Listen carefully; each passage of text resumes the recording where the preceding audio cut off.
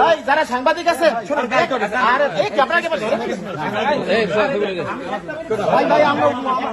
আমি শুধু একটা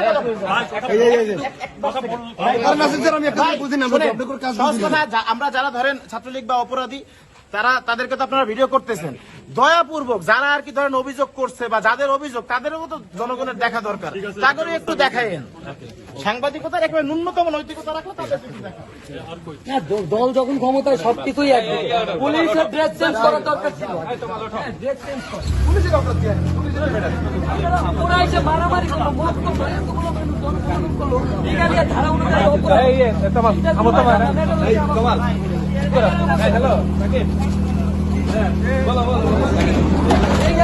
সাংবাদিক বই গেলাম বরিশাল বিশ্ববিদ্যালয় আবার আগের অবস্থায়। আমি তো আমার বই রাখলাম কি জন্য ধরছেন? না না আপনার